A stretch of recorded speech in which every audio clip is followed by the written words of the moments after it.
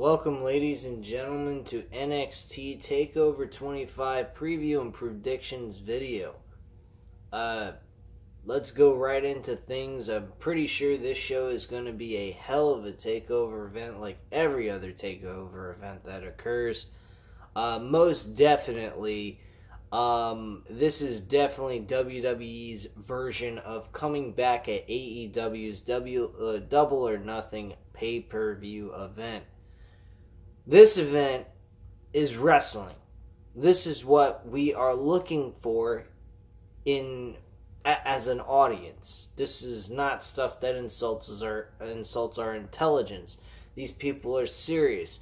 They come across genuine, and they just seem like badass, tough people. Even the good guys, the faces, come across as tough guys. They're tough, they're mean, they're intelligent, and they got charisma, and they have care for what they do in the ring. And that's what I love about NXT.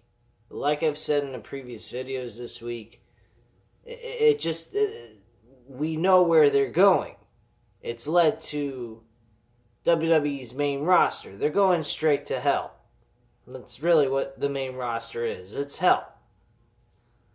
And the only way out of hell is going to heaven, and heaven's just anywhere out of WWE, period. So, let's just get straight into things about each and every match. Some of the things I think might happen during the matchups and so forth. And which match I'm going to rank as the top match that'll steal the show. So I'm just going to make one match that I think is going to steal the show, and that's it. Not go ahead and list the rankings of each match that I think it's going to be. Let me go into Matt Riddle and Roderick Strong. Basically, their storyline was very simplistic, nothing too out of the ordinary or difficult to follow. Really, it was Matt Riddle got attacked by Roderick Strong at one point when he was having a match with Adam Cole, which, by the way, was a fucking fantastic match. So, Roderick Strong kind of interfered in this match, tried to get in the head of Matt Riddle, and that backfired on Adam Cole and the rest of the Undisputed Era, which was kind of leading to the point where they were splitting up. The next episode after that, or I think a week after, 2 weeks later, Roderick Strong came backstage with the rest of the Undisputed Era and said he settled the problem by beating the shit out of Matt Riddle. There you have it. There's your match. Simple as that. Nothing difficult, nothing hard, nothing out of the ordinary. Just a simplistic Matt Riddle beat Matt Riddle beat Adam Cole to gain respect and earn his stripes back into the Undisputed Era without being kicked out of the group. He went ahead and beat the shit out of Matt Riddle. Perfect idea and good setup for Matt Riddle to have a really good matchup with Roderick Strong. I think Roderick Strong and Matt Riddle will blend very well together. Roderick Strong has very good wrestling skills, which I am so glad at this point they are shining him as an individual instead of a tag team partner with Kyle O'Reilly. I mean, he did great with Kyle O'Reilly, no doubt about it. I enjoyed everything he did with Kyle O'Reilly, but right now, he needs to be the focal point as the mid-card champion on Undisputed Era. That is what needs to happen. I like the idea that they showed some friction between the characters in the Undisputed Era, making people think that they were going to split up. I think at this point, they don't make them split. They should not make them split. This takeover event needs to be something that leads to every member of Undisputed Era to win their matchup. Now, I'll get into Johnny Gargano and Adam Cole at the end of this video because that's the last match I'm going to go ahead and just give my insight on and tell you what I think. and where they should go afterwards based on what I tell you. So Roderick Strong and Matt Riddle, like I said, I think every member on Undisputed Era at this TakeOver event needs to win. Matt Riddle needs to lose to Roderick Strong. I know that's not something that they can... I mean, they can afford to have Matt Riddle lose because Matt Riddle has been on a tear. He hasn't been losing a whole lot of it. I don't think he's... Oh, he had one loss against Velveteen Dream. Okay, fine.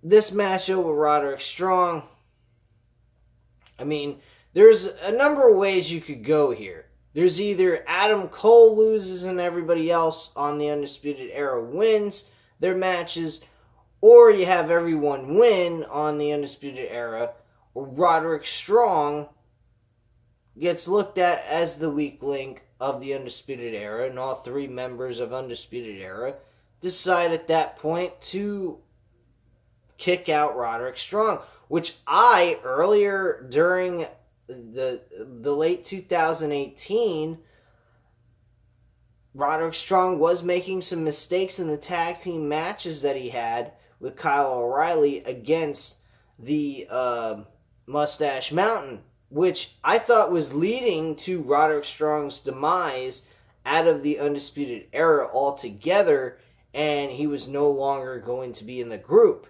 That did not happen. Now it's looking, they're kind of reiterating that back into play with the little bit of things that they did here until Roderick Strong attacked Matt Riddle. Now, they could do a flip. They could go with Matt Riddle losing and having everybody else win. I don't know. But if I was them, just to make things simplistic, not make things difficult creatively, I would make Matt Riddle lose to Roderick Strong. That's just me. I think if they try to do anything fancy or crazy over this, they're going to really fuck things up and make it more difficult creatively for themselves than they need to.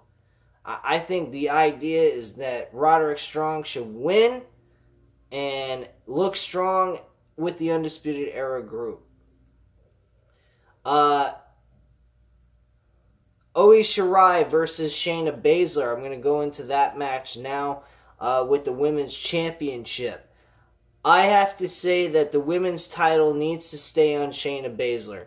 She is too fucking good to lose to anybody on this NXT women's roster. She is too legit. She is too fucking tough. She just looks too... She's just way over and above everybody on the women's roster in NXT. And when she gets to the main roster, she's going to be just as big. Unless they fuck her up, which that's possible because that's what the WWE main roster does, because they like to make all their workers look less than what they're really valuable for. They take their value and diminish it. That's all. That's what they're all about. If you did not listen to the Dean Ambrose podcast, I actually, after I did the review, my opinion and did my Random Wrestling Talk episode number 16, which, by the way, if you have not watched, go to my YouTube channel and click on that video. It's on the very top of my list of videos right now, and check that out. You will definitely enjoy what I had to say. I read a lot of the information that was directly from the podcast he had with Chris Jericho. After I did that, I went back and listened to the full-on 93 minutes that he did with Chris Jericho describing his entire experience working under Vince McMahon and just what led him to leaving the WWE. He sounded so professional. He was very, very, he's a very kind guy from listening to him. He seems like a very kind guy, and he ain't about money. He strictly is not about money. He didn't even care if they offered him $10 million. He couldn't accept it, and he didn't His attitude is, what would I do with $10 million anyway? I don't live that kind of lifestyle. So, he is the blue collar of professional wrestling. He should have been the face of WWE to the fans. To the fans, he should have been that guy. Roman Reigns should have been the heel. Seth Rollins should have been in the middle. Roman Reigns should have been the guy leaving the Shield and going to the corporate clowns in the storylines. That's it, plain and simple. But, getting away from all that, I could have said all that shit in that video, but I didn't. So I apologize. I kind of went off kilter here and went away from what I'm actually here to talk about. But speaking of legitimacy, Shayna Baszler is definitely that person. She has the gimmick of what you need to have to get over in this damn business. She's tough. She's a badass. And she looks good as a heel. She looks good doing whatever. It don't matter. She doesn't need anyone. She is the female version of Brock Lesnar with a non-stop title defense attitude. She's always there to defend her title. She's never off doing something else or chilling at home or being lackluster. Her whole thing is defending that title pay-per-view after pay-per-view or month to month if need be. That is what she's there for. That's what she provides as the character of Shayna Baszler, being that that's her real name anyway. But what the character she's portraying with her real name on television is a tough, badass chick. And that's what she is. No matter... And if she feels that she's under the gun and she's feeling like she's losing grip of that title, she'll do whatever it takes as a heel to cheat her way to win. Which is another great deal that she does. So I'm sorry, people. Oi Shirai is not the person that needs to take the title off of Shayna Baszler. Kairi Sane, okay, fine, go with her. They gave her the title and then Shayna Baszler won it back immediately. So, at this point, there ain't nobody in the NXT Women's Division that can legitimately look like a person that's a threat to her title. I'm sorry. The only way that you could really get Shayna Baszler to lose that title is put her in a hardcore match with another female wrestler. That's it. That's all I really have to say on that. Candice LeRae, she's actually being introduced into this storyline now with Oi Shirai, now that Kairi Sane's out of the picture and onto the main roster, sucking dick like nobody's business, looking absolutely fucking pathetic. Not that she is pathetic, it's just the way they're portraying her on television is the problem. She doesn't have that same, momentum that she once had. She just seems so bland and boring. And that's what the problem is with WWE main rosters. Just bland and boring shit. Nothing comes out. Nothing screams momentum on any of these characters. Unless you're a Seth Rollins and AJ Styles. Roman Reigns is fucking bland as shit. And he's a main eventer. So, you figure that one out and come back with me on that. And yet, he's the fucking face of the WWE, apparently. But we got AJ Styles and Seth Rollins at Money in the Bank this past month, providing a fucking 5-star classic. So, you figure that one out.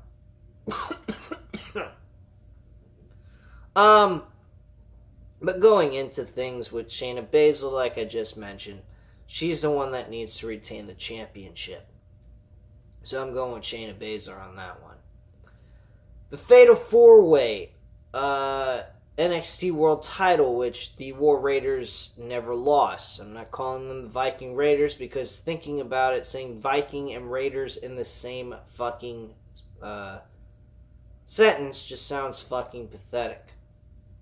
Not to mention, if you think of the NFL, they have the Vikings and the Raiders. Why would you want to put those two names together as one for a gimmick? Sounds so fucking retarded. Stick with one type of pirate, okay? I mean, Vikings travel around up north, and the fucking Raiders travel around the Pacific and the Atlantic, okay? Let's just get real with ourselves, okay? I'm wearing a fucking Raiders cap right now, alright? So, let's get real, okay? The Viking Raiders do not work. It's War Raiders, that's what it needs to be. Vince just changed it for the sake of changing it because he just didn't want to have the name so he can claim he did it on his own. Whatever, Vince. You're 70 plus years old and your mind is like gone. You look like you came out of the fucking ground, out of a casket, saying, "Hello, everyone. I'm here to stay and I'm going to try to ruin your life if you love professional wrestling." Alright, well that's very nice of you, Vince. I thank you very much for destroying what I love. And everyone else's love as well. I mean, you've already driven away about probably close to 2 million people that you used to get 3 million people on average a week to watch Monday Night Raw and about 2 per week for SmackDown. So go figure that one out. So let's go on further with this preview predictions video. So the next thing, dealing with the NXT Tag Team titles in a ladder match. The Street Profits, the Forgotten Sons, the Undisputed Era, and the Orny Lorcan and Danny Burch. Which, by the way, they're the wild cards in this matchup. I really think that they could be a solid standout, but with the storyline that's centered around all of this that I believe needs to be Undisputed Era. They need to be the ones that win. So, I'm going to say Kyle O'Reilly and Bobby Fish. That's what I'm going with. This matchup should be a barn burner. It will be very close with Adam Cole and fucking Johnny Gargano. I guarantee it.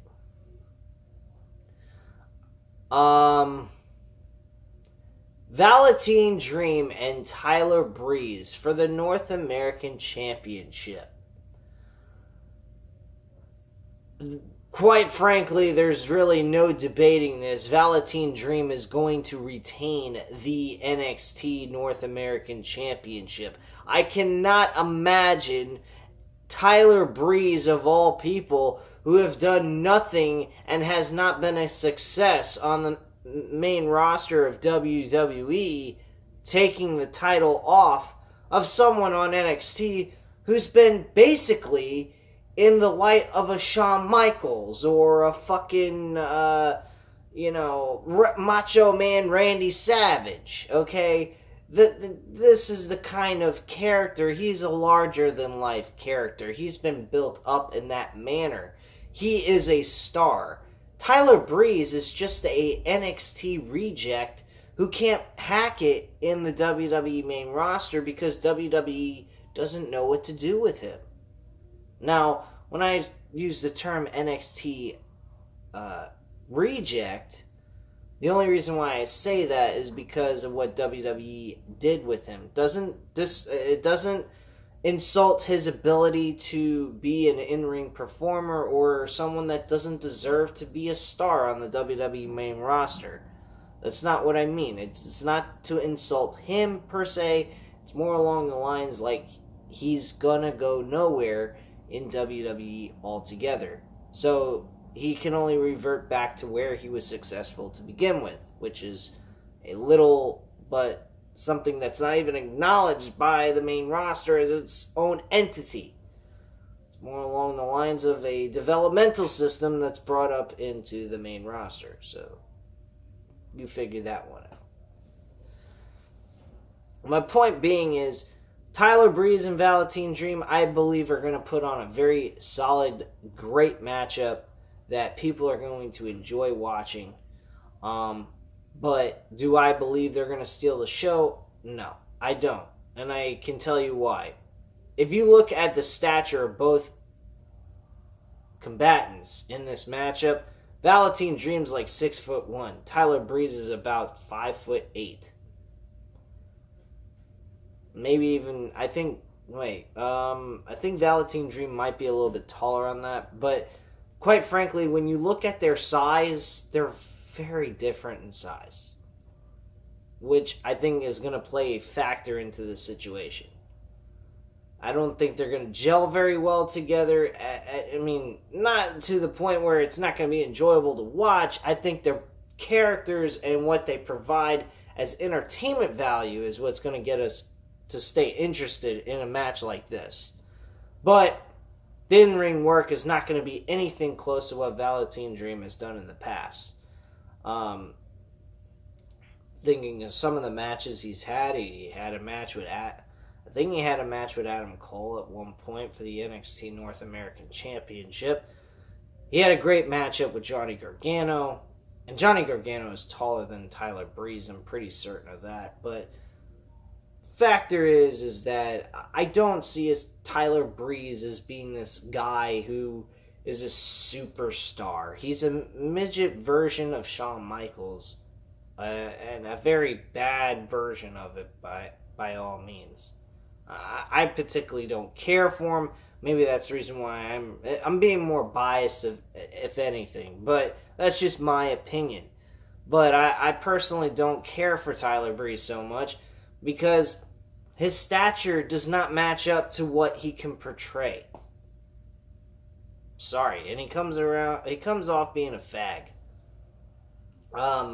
Velveteen Dream, yeah, okay, I get.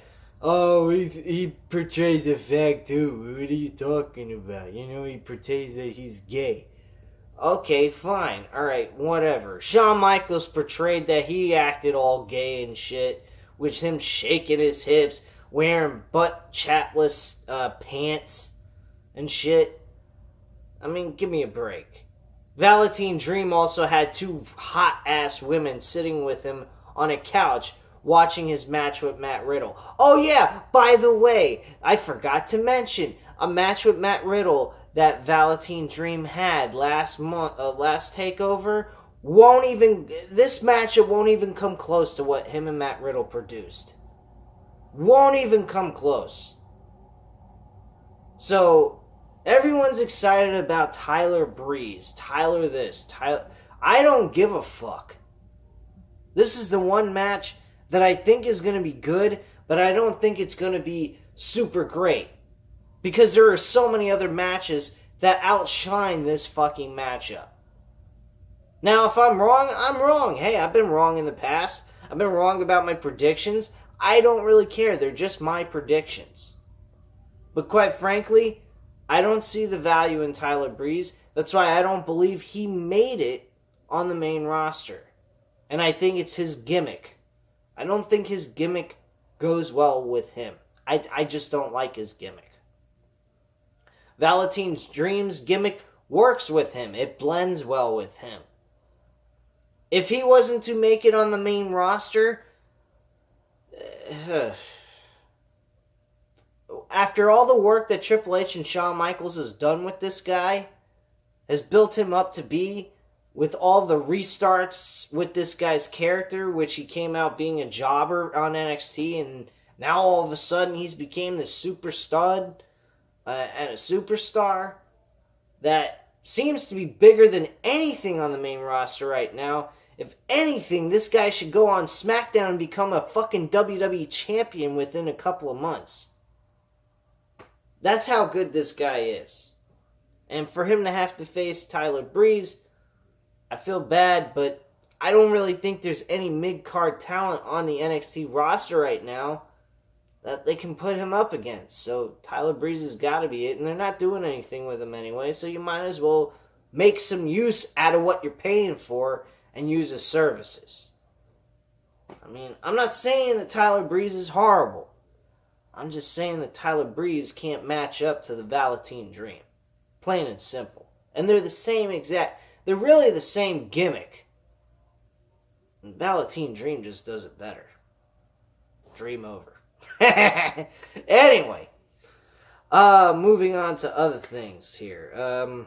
I talked about the NXT Women's Championship, the NXT Tag Titles, the North American Championship, and I talked about the Matt Riddle and fuck. And I talked about Matt Riddle and fucking Roderick Strong.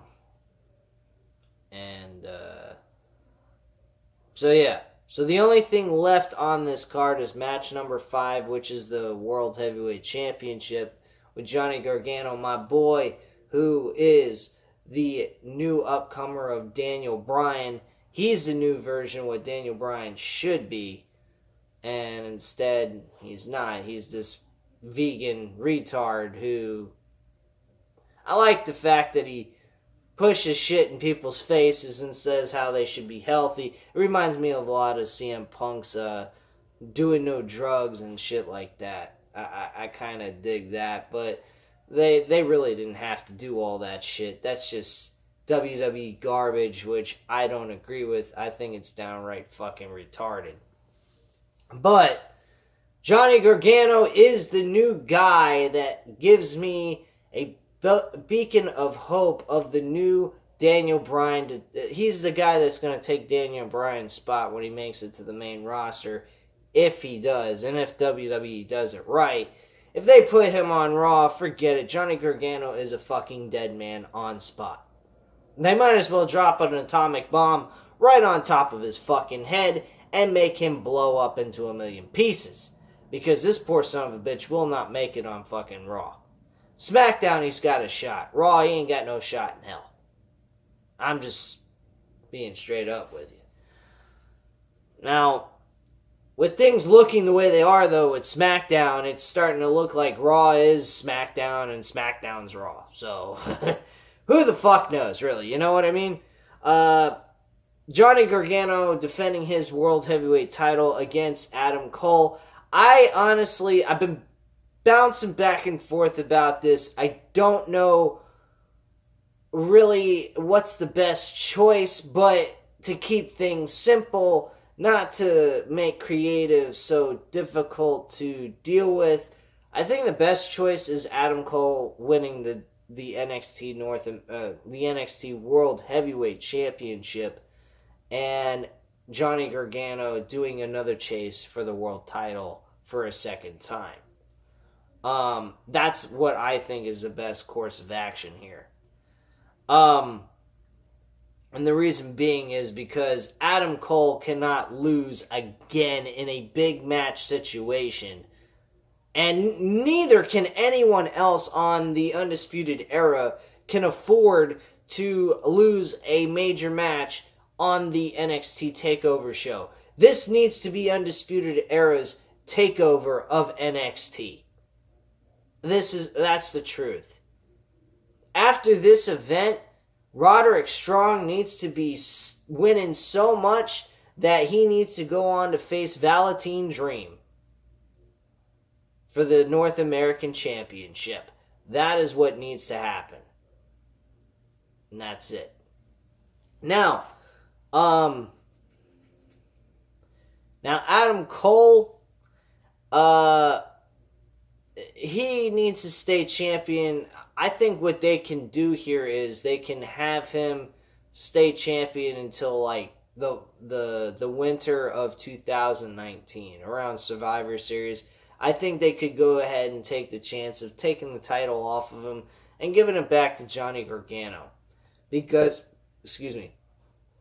at that point, I'm thinking that you really want to go ahead and focus on getting the Undisputed Era onto the main roster, and hopefully by then, if they decide to do this, to get the fucking NXT roster back to the way it used to be, where it had some superstars on there and people could be happy with. If that's not the case, by the winter of 2019, November, if by November they ain't got anybody to fill in their shoes, then at that point you don't make any adjustments and change them from one roster to the other.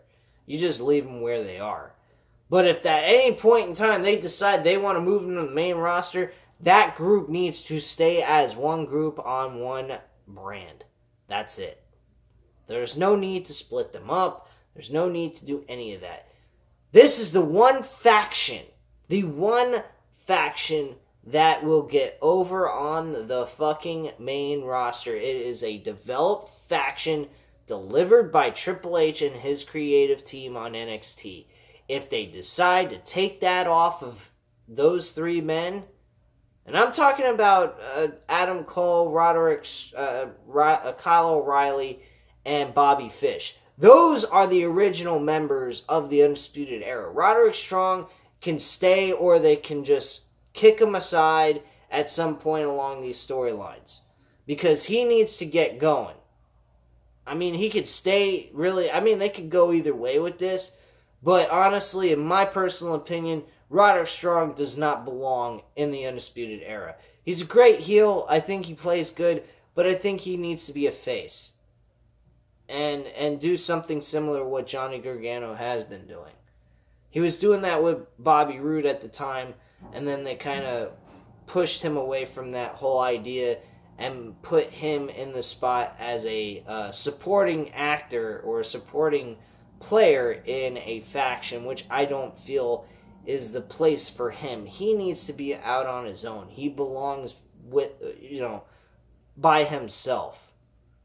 But if you don't feel safe with him being by himself and you're worried he's going to get lost in the shuffle, definitely keep him with the Undisputed Era, at least keeping him relevant and noticeable with him being part of a faction.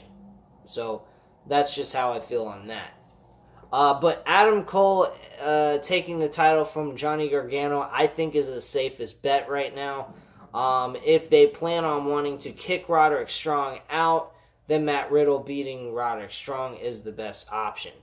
But personally, I think this is the episode that the Undisputed Era takes over the entire Takeover show. This needs to be, because this go-home show that they had was showing proof and clues that this was going to be Takeover of the Undisputed Era. And what better way to do that on the 25th anniversary or the 25th show of an NXT TakeOver show? I think this is perfect. So, that's my personal opinion. If you didn't agree with my opinions, leave your comments and opinions down below. I'll get back to you on that. Hit the like button if you liked the video, and hit the subscribe button if you're not already subscribed to this channel. And I thank you very much for watching, and I hope you have a great night. Bye.